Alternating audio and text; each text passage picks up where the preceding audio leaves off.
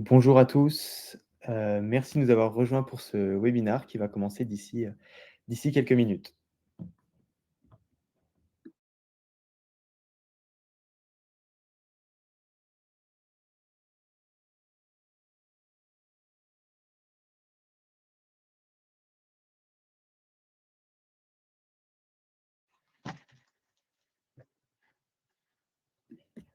Bonjour Baudouin. Salut Hugo. Donc on va se laisser quelques minutes avant de démarrer le webinaire pour attendre que tout le monde, puisse se connecter. Je vois qu'on a déjà une trentaine de participants, mais on attend, 50 à 60 personnes. Donc on va se laisser encore quelques minutes.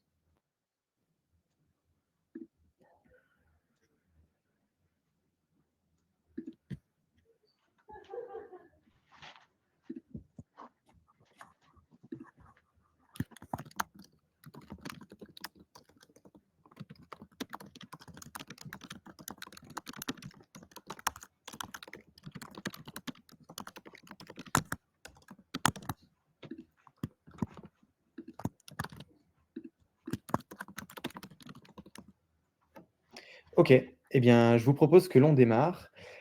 Pour commencer, on aurait aimé vous interroger pour avoir un peu plus de contexte et notamment pour pouvoir, caler notre prise de parole aussi. Donc je vais soumettre un sondage que vous allez voir apparaître à l'écran. Avez-vous déjà mis en place une démarche de numérisation, sur vos bâtiments? Alors que ça soit les vôtres ou ceux de vos clients, si vous êtes par exemple un bureau d'études ou une agence d'architecture ou autre.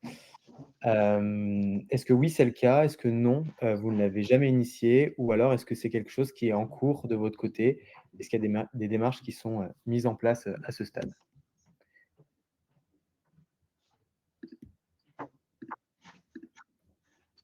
OK, donc je vois qu'il y en a pour qui c'est en cours, d'autres pour qui c'est déjà le cas.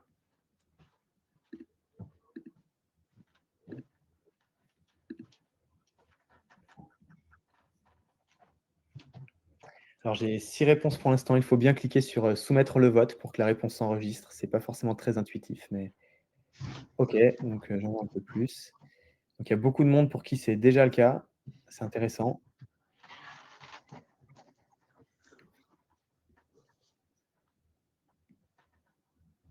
OK, donc on a 45 de répondants qui nous expriment avoir même plus, 54 des répondants qui expriment avoir déjà mis en place une démarche de numérisation. Donc c'est assez élevé, bien plus élevé que la moyenne, mais c'est encourageant. De toute manière, c'est le thème du jour. Donc c'est très intéressant. En tout cas, sachez que, vous avez à votre disposition, un chat qui permet donc de faire passer des messages ici que tout le monde verra. Donc, à la fois les participants, mais aussi, nous intervenant avec Beau d'un autre côté.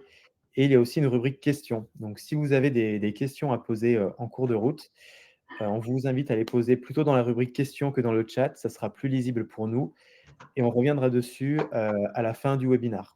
Voilà, donc on répondra à toutes ces questions, en les priorisant sur la fin de la session.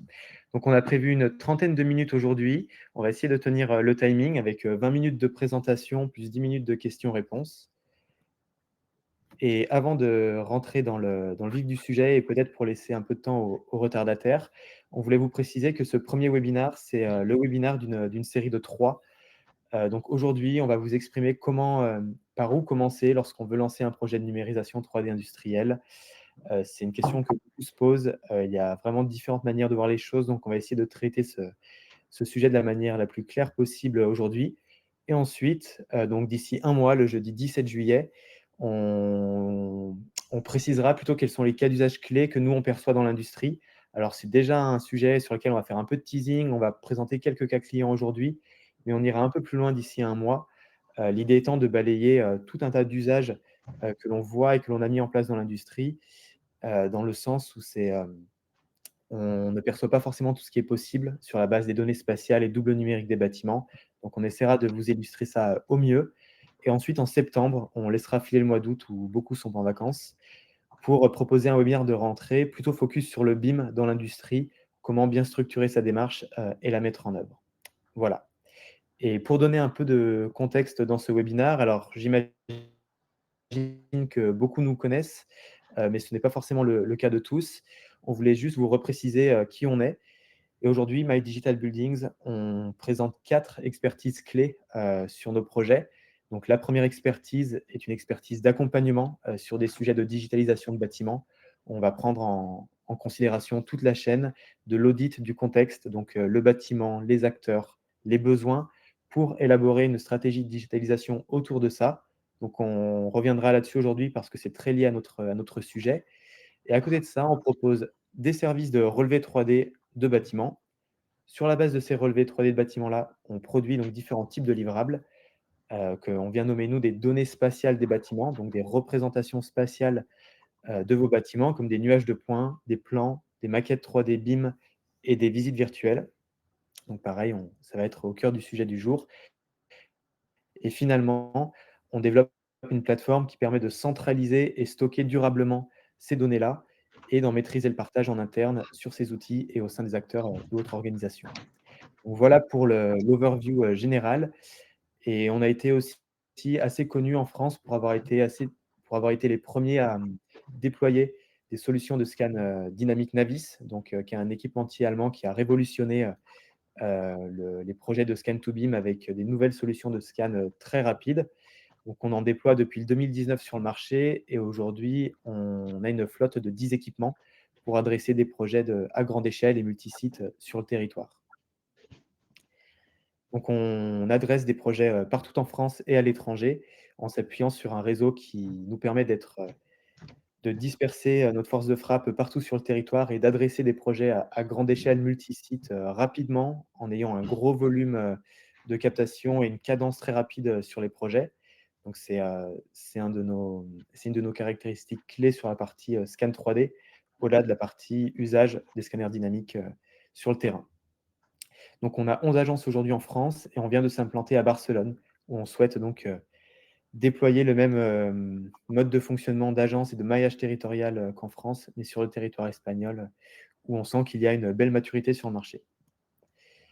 Donc on travaille avec, beaucoup de clients, c'est ce qui fait la richesse de notre métier. On va à la fois, intervenir, en environnement, tertiaire, dans des environnements retail, dans la grande distribution. On travaille avec des métropoles pour des territoires et pour, un grand nombre d'acteurs, dans la construction et l'ingénierie et évidemment avec beaucoup d'acteurs, industriels, tant dans l'énergie que dans l'industrie manufacturière, la pharma et on travaille également avec des plateformes, qui s'appuient donc sur les données que nous on capte et qu'on produit pour fonctionner. Donc voilà pour l'overview général et je laisse maintenant la main à Baudouin, qui va prendre la suite sur ce webinaire sur la thématique de numérisation 3D de sites industriels, par où commencer pour initier son projet. Voilà tout.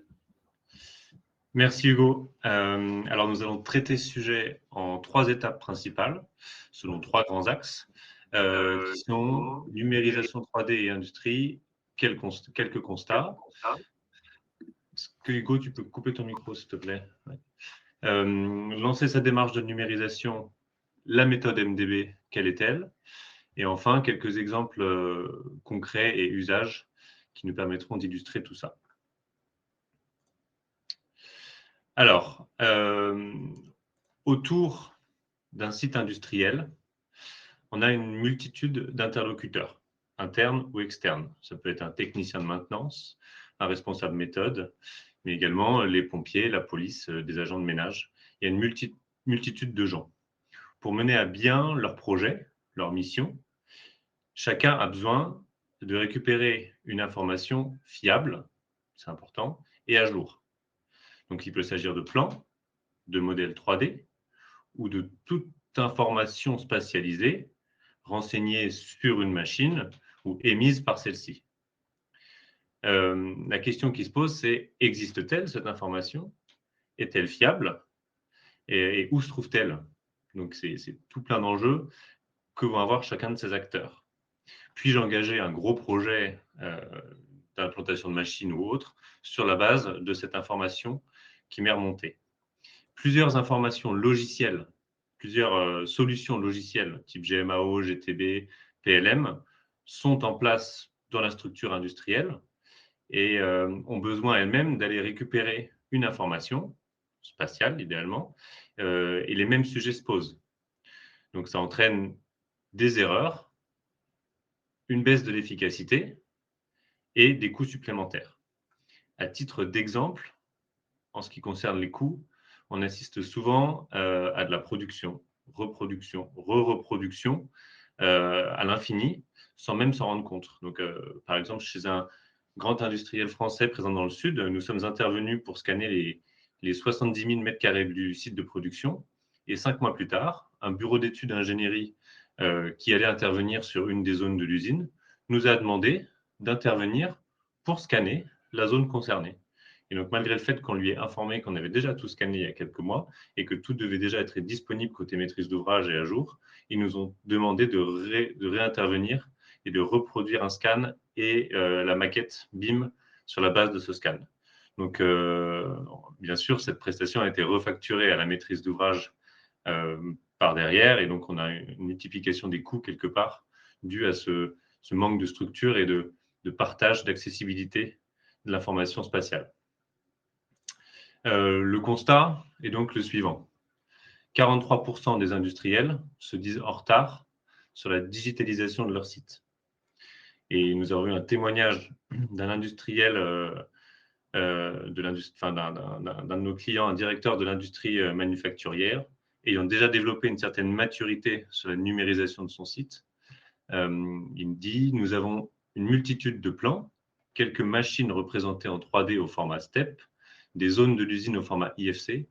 Comment fusionner ces données dans un seul et même jumeau numérique. Donc, centraliser l'information, c'est vraiment quelque chose qui revient beaucoup et qui va éviter beaucoup d'erreurs et permettre pas mal d'optimisation. Et donc, le cœur du sujet de ce webinaire, quel est-il? C'est par où commencer pour ce process de numérisation.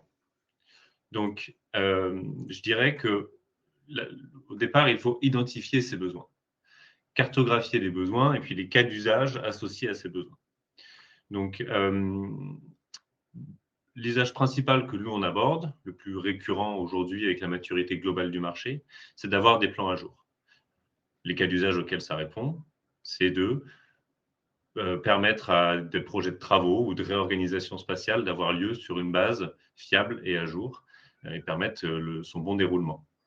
Un deuxième exemple qui émerge et de plus en plus présent, c'est celui de sauvegarder et archiver sa propriété intellectuelle. Alors, ça veut pouvoir dire beaucoup de choses, mais en quelques mots, c'est prendre une empreinte du bâtiment à un instant T et reproduire cette action avec un intervalle régulier, permettant en fait d'archiver, d'historiciser toute cette propriété intellectuelle, tout ce savoir-faire qui est contenu dans ce que représente l'usine. Donc, si on prend l'exemple d'une ligne de production, c'est être capable de pouvoir remonter l'historique de celle-ci. Et un des cas d'usage potentiels, c'est par exemple pour des questions d'assurance, avoir une empreinte de son bâtiment, de son patrimoine, peut s'avérer souvent très utile. Enfin, troisième point, de manière très classique, on souhaite optimiser ses process d'exploitation, de maintenance pour réduire les coûts. De même, comme on l'a précisé précédemment, centraliser l'information fournie par l'ensemble des outils mis en place sur un site, comme les outils de GMAO, de GTB, les informations, les data IoT émises par les installations du site, est un enjeu principal. On a les sujets de formation et d'onboarding qui sont souvent dans des lieux tertiaires, plus ou moins localisés sur le site, qui nécessitent de s'immerger dans certaines zones pour comprendre les risques. Et bien, tout ça, c'est des choses qui peuvent être facilitées quand on a mis en place un process de numérisation, quand on peut aller virtuellement sur site. Et enfin, optimiser la gestion de projet en mettant à disposition un accès virtuel à un site, à une usine, à une ligne de production, aux gens qui vont travailler dessus de manière encadrante, peut s'avérer très, très efficace. Donc ça, c'est 6 besoins qu'on a représentés là, mais il y en a beaucoup d'autres. On a parlé des sujets de sécurité rapidement. Donc, il y a la police, les pompiers qui potentiellement peuvent être amenés à intervenir sur site et avoir une compréhension de celui-là. La détection de TMS, de troubles musculo-squelettiques sur les postes de travail, c'est notamment des choses qu'on a fait. Alors, ça paraît très, très futuriste, mais c'est des choses qu'on a fait avec des partenaires, donc simuler avec des mannequins 3D l'impact sur le corps de la structure d'une ligne de production. On a également des besoins marketing, qui sont des gens qui ne sont pas de domaine technique et qui n'ont pas forcément accès aux documents nécessaires, et grâce à la numérisation, vont pouvoir communiquer sur leur site, sur leur usine. Et enfin, des choses comme l'optimisation de taxes foncières. Une fois qu'on a des données à jour et fiables, on peut peut-être utiliser des effets de levier sur des choses plus fiscales ou administratives afin de trouver un gain financier. Quelle est la méthode que nous, on met en place pour répondre à ces besoins? Donc, elle est composée de 4 points principaux. L'audit flash, la numérisation et la production de livrables, le développement d'un jumeau numérique ou d'une maquette BIM ou de simples plans 2D sur la base de cette numérisation, et ensuite le déploiement de ces solutions développées au sein de la structure interne d'un industriel. Et on va aller voir ça en détail, sachant que il est souvent propice, il est souvent bien, quand on arrive sur ce marché, de se faire accompagner pour définir le cadre de celle-ci et pas foncer bille en tête vers toutes les nouvelles technologies de manière déstructurée. Je pense que ça paraît naturel à tout le monde. Donc, la première étape, l'audit flash, permet en fait une compréhension complète, exhaustive du contexte dans lequel on est, donc dans lequel l'industriel évolue. Donc, il s'agit de regarder son organisation, de se dire quelles sont les équipes que j'ai, les parties prenantes, le côté plus technique, les process, les outils, les compétences, et puis les ressources, donc financières, humaines et matérielles. Je fais un état des lieux et je cartographie les usages et les besoins en fonction de ça. Donc, il y a des besoins identifiés clairs, mais en me documentant, en me faisant accompagner, je peux aussi me rendre compte que il y a d'autres besoins auxquels je n'avais pas pensé et qui permettraient de finalement diluer peut-être mon impact financier sur plusieurs départements, plusieurs équipes, et puis de me permettre d'optimiser plusieurs choses. Et enfin, l'audit des données spatiales, il y a souvent déjà des données existantes au sein d'une organisation. C'est juste de savoir quelles mesures elles sont désuètes, non fiables, ou si elles peuvent être tout simplement modifiées, mises à jour, engendrant finalement moins de coûts. Suite à ce cadrage initial, on va procéder à de la numérisation ou à de la mise à jour. Donc, soit de la numérisation à partir de rien, soit de la mise à jour. Chez My Digital Buildings, comme l'a précisé Hugo en amont, on a la plus grande flotte en France de scanners dynamiques Navis VLX, qui sont des scanners qui permettent, en marchant, de numériser l'entièreté d'un bâtiment et d'avoir accès à des zones très reculées, très cachées, tout en gardant une belle précision. C'est absolument merveilleux ce que permettent les technologies LIDAR et les algorithmes de SLAM derrière tout ça.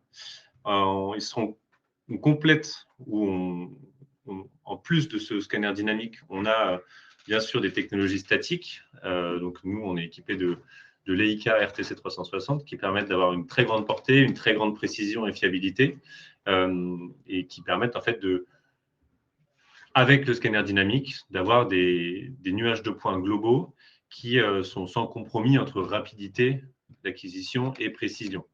En complément de ces deux types de scanners, on va avoir des drones pour les parties extérieures qui nous permettent de faire et de la lasergrammétrie et de la photogrammétrie.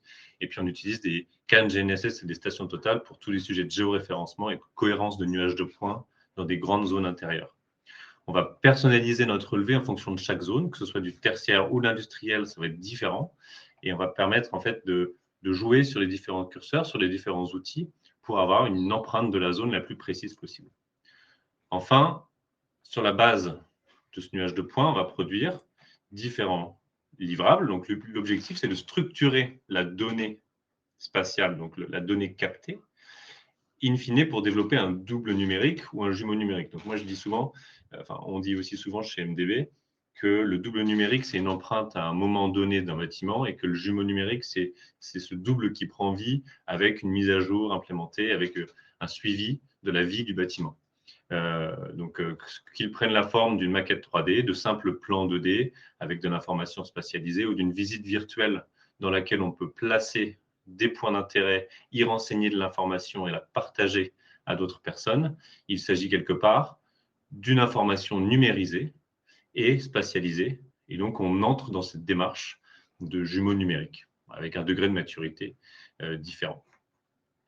Et puis, dernière étape, la plus importante quasiment, c'est d'implémenter, de déployer ces livrables, ces données structurées au sein de la structure de l'industriel que nous, chez qui on est intervenu. Si vous êtes vous-même industriel, bah, du coup, de mettre en place tout ce process de numérisation, de recevoir cette donnée et de la connecter, donc mettre en œuvre les usages ciblés, c'est-à-dire intégrer cette donnée aux outils déjà en place, de faire appel à un accompagnement technique ou de l'internaliser pour la prise en main par les différentes équipes de tout cela, et puis finalement de passer à l'acte, de mettre en œuvre les usages techniques spécifiques, et puis peut-être de faire vivre tout ça, et puis d'ouvrir de plus en plus de nouvelles portes grâce à ce process de numérisation. J'ai parlé d'accompagnement souvent.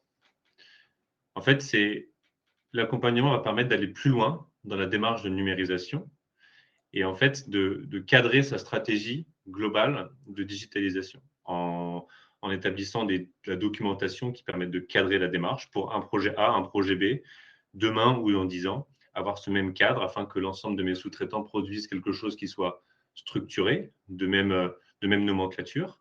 Et également intégrer, c'est quasiment le point le plus important, non pas juste cette notion de hop, je numérise et après, qu'est-ce que j'en fais? Non, je mets à jour mes données, je mets en place un processus de mise à jour afin que mes données vivent, que mon jumeau numérique, quel que soit son niveau de maturité, continue de vivre. Et puis voilà, comme je l'ai dit, rester ouvert à de nouvelles choses, à de nouveaux usages pour pouvoir toujours plus implémenter cela et centraliser tous ces process afin de trouver quelque part le plus de ROI possible et avoir une démarche numérique de A à Z dans mes process. Alors, c'est jamais évident. On en est conscient chez Digital Buildings.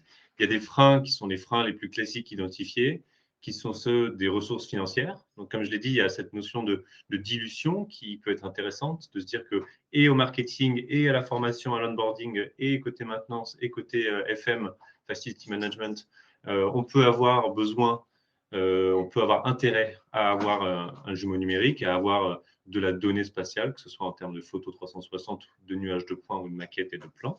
Et donc, le fait de répartir en fait ces utilisateurs permet aussi d'exploser le budget entre différents sous-budgets.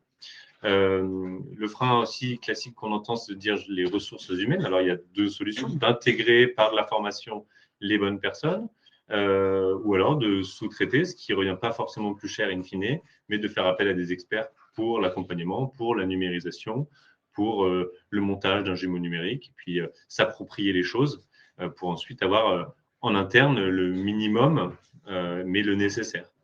Et puis, il y a aussi la notion de ROI non identifié. Ah, mais on ne se rend pas compte comment est-ce qu'on va retrouver le retour sur investissement. Eh bien, en fait, rien que par les exemples que je vous ai donnés, le fait que c'est quelque chose de très classique, hein, mais d'avoir des gens qui vont repasser sur site N fois pour à chaque fois rescanner, renumériser parce qu'on a besoin d'une donnée à jour et fiable, eh bien, c'est quelque chose qui est assez fréquent. Et donc, c'est le cas pour chacun des besoins exprimés, chacun des usages. Dès lors que la donnée est structurée et centralisée, on a un gain in fine dans les process, que ce soit au niveau cadre ou au niveau opérationnel pur. On a synthétisé quelques exemples afin que ce soit un peu plus communicatif. Donc, on voit là quelques nuages de points orientés industriels, donc plutôt piping MEP ou bâtiment, mais également quelques maquettes qui proviennent de cette donnée nuage de points. C'est toujours intéressant de voir comment la traduction des deux peut être réalisée de manière extrêmement propre. Et enfin, je vais vous partager une vidéo qui représente tout ça. Hop là. Je pense que ça vient.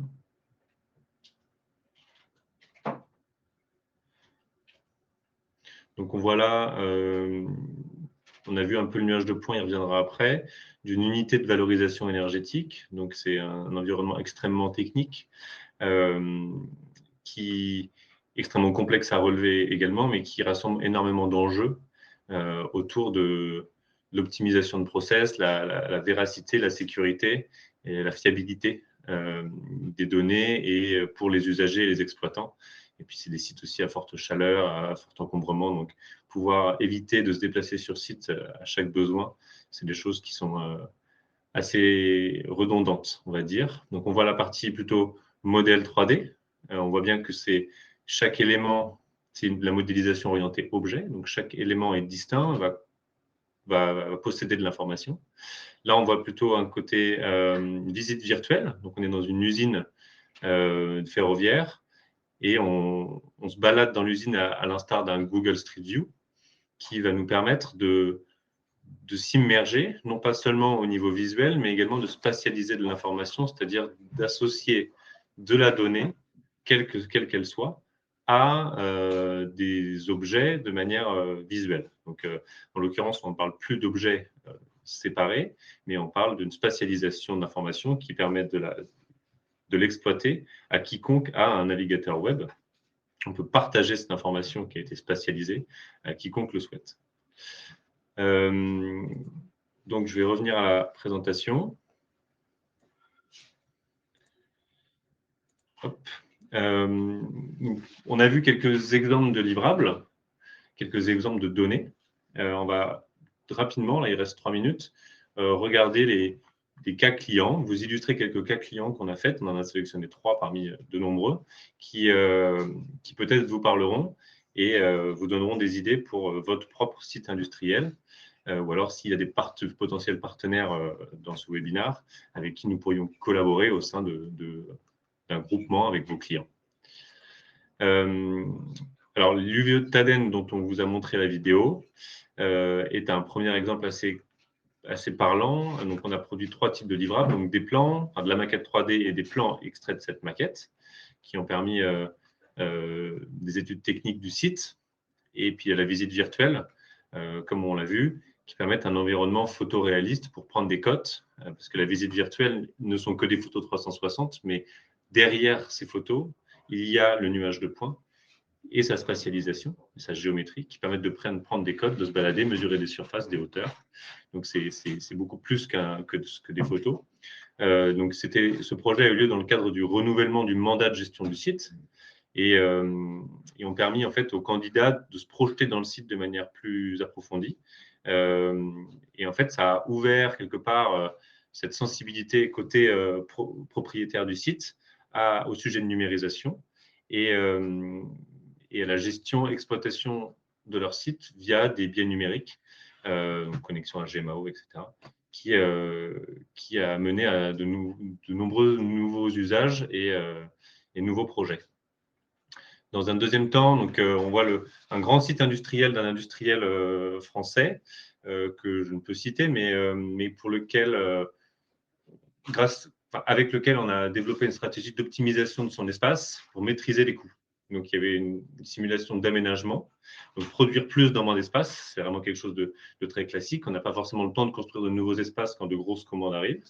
Donc, simuler l'implantation de l'équipement technique pour optimiser l'espace et garantir le succès de nouvelles machines, l'implantation de nouvelles machines qui peuvent être très, très coûteuses. On a aussi les sujets de capacité de production. Donc, comprendre l'utilisation des zones de production, anticiper les nouveaux aménagements, etc. Donc, ça répond un peu au premier point. Et puis, un des points importants, on en revient au financier, c'est l'optimisation des achats. Donc, être capable d'extraire des quantitatifs sur les surfaces, sur l'information qui a été spatialisée, que ce soit au niveau du site, du bâtiment, des pièces ou même des lignes de production, pour maîtriser ces achats. Le fait d'avoir un historique, de la donnée structurée, des nomenclatures des éléments composant notre usine, c'est toujours très utile. Troisième exemple, qui est finalement moins technique, mais tout aussi utile, et on se rend compte que ça parle à beaucoup, c'est la communication et la formation interne. Donc là, c'est pour Séquence, on a produit une visite virtuelle, donc c'est de la donnée spatiale quelque part, hein, il y a des photos et derrière un nuage de points. Et donc, ça a permis d'intégrer du contenu interactif. Donc, on a spatialisé des vidéos, des fichiers PDF, depuis des tags, depuis des points de la visite virtuelle, qui ont une portée marketing et commerciale, permettant la valorisation en fait, du patrimoine, quelque part, des équipements, des savoir-faire, lors de webinars comme celui-ci ou de rendez-vous commerciaux. Et puis, comme on l'a précisé déjà en amont, d'illustrer lors de formations de sécurité ou d'onboarding des collaborateurs le lieu de manière exhaustive et ultra immersive, donc très communicante. Et donc, je suis 1 minute en retard. On arrive à la synthèse globale de toute cette présentation en 3 points.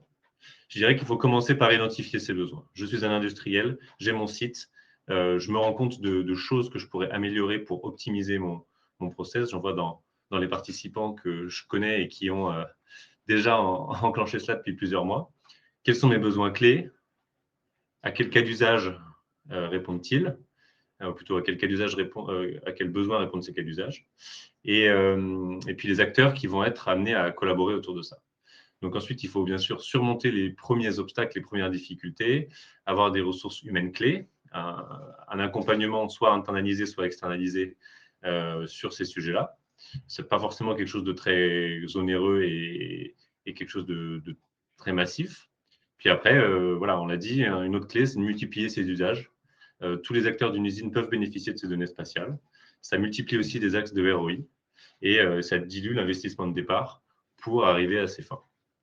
Donc voilà, Hugo, j'ai un tout petit peu de retard, mais je pense qu'on a tenu le timing global. J'espère que c'était suffisamment clair et que ça en a convaincu plus d'un de continuer dans cette démarche. On a vu qu'il y avait 50% des gens présents dans ce webinaire qui avaient déjà enclenché cette démarche, donc c'est déjà super. Et ne doutez pas que les ROI sont bien présents. Si les grands industriels comme Renault, Airbus ou autres sont leaders là-dedans, ce n'est pas pour rien. C'est que voilà, il faut rester la tête à flot pour être compétitif et innovant. Merci Baudouin, c'était vraiment super intéressant. Alors, on ne te voit plus, en tout cas moi je ne te vois plus, je ne sais pas pourquoi. On voit juste ton fond, mais tu es bien là. Merci à tous d'avoir suivi ce webinaire et comme on vous le disait, on se donne un temps de questions-réponses donc sur la fin de ce webinaire. Je vois qu'il y en a de premières qui émergent. Alors, j'ai Marc Assaf. Hop. Bonjour, quelle est la différence entre photogrammétrie et photoréaliste? Alors, Baudouin, est-ce que tu veux répondre? Est-ce que je réponds moi? Alors, je peux me lancer. Alors, le thème photoréaliste, quand on parle, on l'a utilisé pour parler d'environnement photoréaliste. Donc, se dire qu'on est dans un environnement constitué de photos, comme le sont nos visites virtuelles. Donc, on utilise le mot photoréaliste pour faire de la vulgarisation technique, là où le terme photogrammétrie est un terme plutôt technique. Donc, la photogrammétrie correspond au fait de produire un rendu 3D sur la base de photos 360. Donc d'un côté, c'est avoir un environnement constitué de photos et on voit des photos. Et de l'autre côté, la photogrammétrie, c'est avoir un rendu 3D produit sur la base de photos 360. Merci de Ensuite, la réponse, Hugo. J'avais disparu. bon, welcome back. Alors, j'ai une question intéressante de Florian Destrebec. Quelle est la part du temps consacré à la numérisation 3D versus celle de la remodélisation? Alors, c'est une Baudouin? question qui est très intéressante. Elle va dépendre de plusieurs choses. Il faut savoir qu'aujourd'hui, vu les technologies de numérisation qui existent, la numérisation d'un site, c'est très peu coûteux et très efficace. Donc, les scanners dynamiques qu'on vous a présentés, combinés avec les scanners statiques, aujourd'hui, on scanne 5 à 10 000 m² par jour, suivant la typologie de zone. Une journée de modélisation seule et isolée, hein, donc commercialement parlant, c'est aux alentours de 1 500 €. Donc, on se rend compte qu'à l'échelle d'un énorme site, c'est très peu coûteux. Donc, ça va durer pas très longtemps. À chaque jour sur site, on estime à environ 1 jour de post-traitement derrière en bureau, en back-office, pour structurer le nuage de points, garantir son géoréférencement, sa qualité, etc., éviter certaines erreurs. il y a vraiment un savoir-faire là-dedans. Hein. C'est pas je mets mon sac à dos VLX et je me balade dans le site et j'ai un nuage de points. Et ensuite, sur la base de ce nuage de points qui a été produit, la modélisation, elle va dépendre des lots concernés. Est-ce que c'est uniquement l'architecture structure? Est-ce que c'est les machines? Est-ce que c'est les réseaux? Avec quel niveau de détail? Donc, on parle de LOD hein, dans le monde du BIM. C'est avec quelle précision géométrique et informative je veux représenter mes éléments. Tout ça, ça va être assez compliqué, mais de manière générale, pour répondre avec une tendance sur ta question, c'est plus long et plus cher la partie remodélisation que la partie numérisation terrain pur et dur, mais qui en elle-même voilà, ouvre moins de portes en termes d'exploitation.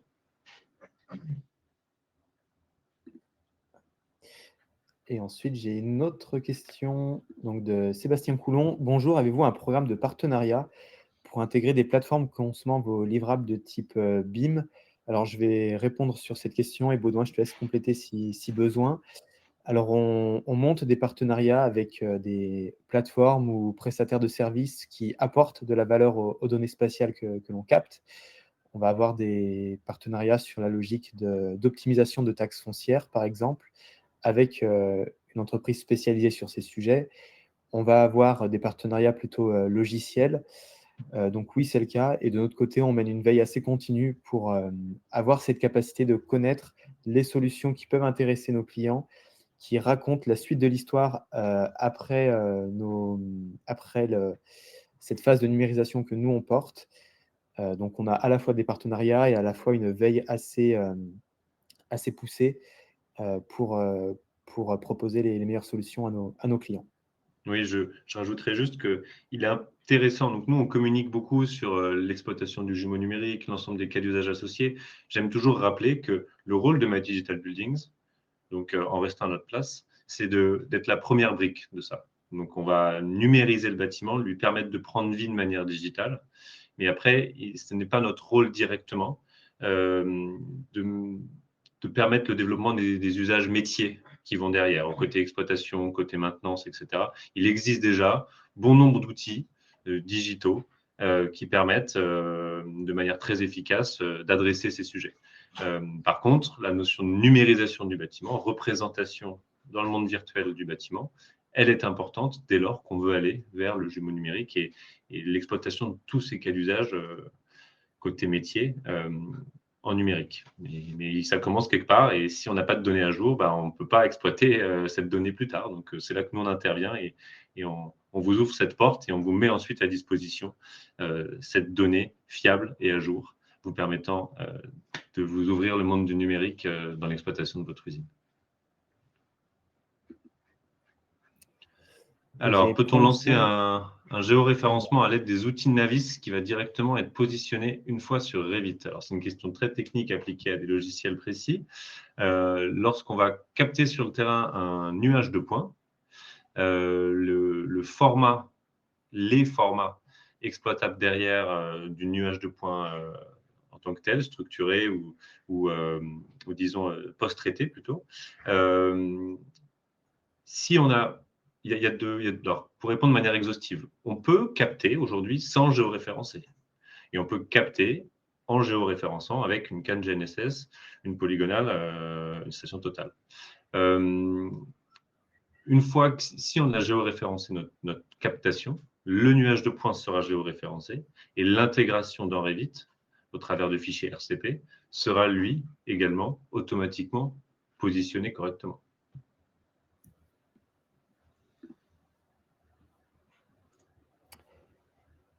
Ok, donc on ne voit aucune autre question. Si vous souhaitez en poser, c'est le moment.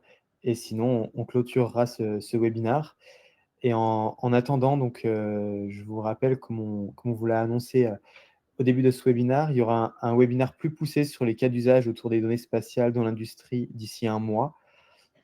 Si vous avez des cas d'usage en tête que vous souhaiteriez que l'on illustre, n'hésitez pas à nous les mentionner maintenant ou à nous contacter par email ou via LinkedIn directement. On sera ravis de recentrer sur des sujets qui vous intéressent.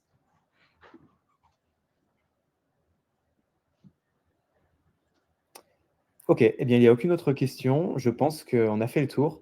Merci à tous. En tout cas, je vois qu'il y a la quasi, totalité de l'audience qui est restée jusqu'au bout. Donc c'est un bon indicateur pour nous. Merci à tous, merci Baudouin et on vous souhaite une bonne après-midi. On espère vous retrouver lors du prochain, d'ici un mois.